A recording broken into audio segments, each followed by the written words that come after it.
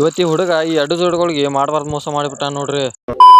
ನಮಸ್ಕಾರ ಎಲ್ಲ ನಮ್ಮ ಉತ್ತರ ಕರ್ನಾಟಕ ಮಂದಿಗೆ. ಇವತ್ತು ಮುಂಜಾನೆ ನಾ ಜಲ್ದಿ ಆದ್ಬಿಟ್ಟು ನೋಡ್ರಿ, ಯಾಕಂದ್ರೆ ಇವತ್ತು ಬಸು ಜಯಂತಿ ಐತ್ರಿ. ಅದಕ್ಕೆ ಸ್ವಲ್ಪ ದನಗಳು ತೊಳಿಬೇಕಂತ ಮಾಡಿದೀವ್ರಿ. ಹಂಗ ಎಲ್ಲಾ ದನಗಳು ತೊಳೆದು ಪೂಜೆ ಮಾಡಿಬಿಟ್ಟು ನೋಡ್ರಿ. ಪೂಜೆ ಮಾಡಿ ಹಂಗ ಗಾಡಿ ತಂದು ಊರ ಹೋಗ್ಬಿಟ್ಟು ನೋಡ್ರಿ. ಯಾಕಂದ್ರೆ ಟ್ರ್ಯಾಕ್ಟರ್ ಡೀಸೆಲ್ ಆಗೈತ್ರಿ, ಅದಕ್ಕೆ ಡೀಸೆಲ್ ತರಬೇಕಂತ ಪಂಪಿ ಹೋಗ್ಬಿಟ್ಟು ನೋಡ್ರಿ. ಹಂಗ ಡೀಸೆಲ್ ತಗೊಂಡ್ ಮನಿ ಕಡೆ ಹೊಂಟಬಿಟ್ಟು ನೋಡ್ರಿ. ಮನಿ ಹೋಗಿ ಟ್ರ್ಯಾಕ್ಟರ್ ಡೀಸೆಲ್ ಹಾಕಿ ಹಂಗ ಟ್ರ್ಯಾಕ್ಟರ್ ತಗೊಂಡ್ ಹೊಲಕ್ ಹೊಂಟಬಿಟ್ಟು ನೋಡ್ರಿ. ಯಾಕಂದ್ರೆ ಹೊಲ ಸೋಯಿಸಿದ ಒಳಗಡಿದ್ರಿ ತರಬೇಕಂತ ಹೋಗಿದ್ದೀವ್ರಿ. ಹೊಲಕ್ ಹೋಗಿ ಟೇಲರ್ದಾಗ ಒಳಗಡಿ ತುಂಬಾಕತ್ ಬಿಟ್ಟು ನೋಡ್ರಿ. ಅಷ್ಟಾಗ ಟೇಲರ್ ಫುಲ್ ಆಗಿಬಿಟ್ಟು ನೋಡ್ರಿ. ಹಂಗ ತುಂಬಿ ಟೇಲರ್ ತಗೊಂಡ್ ಮನಿ ಬರಾಕತ್ ಬಿಟ್ಟು ನೋಡ್ರಿ. ಮನಿಗ್ ಬಂದ ಒಳಗಡಿ ಸುರದ ಬಿಟ್ಟು ನೋಡ್ರಿ. ಅಷ್ಟಾಗ ಹೊರಗ್ ಬಂದ್ ನೋಡ್ರಿಗೆ ನಾಯಿ ಸಂತೂರ್ ಸಾಮಾನ್ ಹಚ್ಚೊಂದ ಸ್ವಿಮ್ಮಿಂಗ್ ಪೂಲ್ ನ ಇಸಾಡಕತ್ ಬಿಟ್ಟು ನೋಡ್ರಿ. ಎಂದು ಮಾಡ್ಲಾರ ಇವತ್ತು ಯಾಕೆ ಮಾಡದೈತೆ ನೋಡಿಗೆ ಆಮೇಲೆ ತಿಳಿದ್ ಬಿಡ್ತು ನೋಡ್ರಿ. ನನಗೆ ಅಷ್ಟಾಗ ಬಂದ ಬಿಡ್ತು ನೋಡ್ರಿ ಅದ್ರ ಡಾರ್ಲಿಂಗ್. ಎರಡು ನಾಯಿ ಸೇರಿ ಏನೋ ಸೀಕ್ರೆಟ್ ಆಗಿ ಸ್ಕೆಚ್ ಹಾಕ್ಬಿಟ್ಟಿದ್ರಿ. ಹಂಗ ಸ್ಕೆಚ್ ಹಾಕೊಂಡ್ ಮರಿಗೆ ಹೋಗ್ಬೇಕಂತ ಹೇಳಿ ಹೊಂಟಿದ್ರಿ. ಅವ ಆದ್ರೂ ನಾಯಿಗಳ ನಶೀಬ ಸುಮಾರಿತ್ ನೋಡ್ರಿ. ಯಾಕಂದ್ರೆ ಅಷ್ಟಾಗ ಬಂದ್ಬಿಟ್ಟು ನೋಡ್ರಿ ಅವ ನಾಯಿಗಳು ಬಿದಿಯಾಗಿ. ಯಾಕಂದ್ರೆ ಇವಾಗ ಯಾವ್ದೋ ಜೋಡಿ ಇಲ್ಲ ಅಂತ ಹೇಳಿ ಇದ್ ಜೋಡಿ ಸಕರ ಕೆಡ್ಸಾಕತ್ ಬಿಟ್ಟ ನೋಡ್ರಿ. ಅಂತ ಪಾಪದ ಕೆಲಸ ಬೇಕಾದ್ರೆ ಮಾಡ್ರಿ, ಆದ್ರೆ ಇಂತ ಕೆಲಸ ಕೊಟ್ಟ ಕೈ ಹಾಕಕ್ ಹೋಗ್ಬೇಡ್ರಿ. ಇವಾಗಂತ್ರ ಪಾಪ ಕಟ್ಟಿಟ್ ಬೂತ್ ನೋಡ್ರಿ.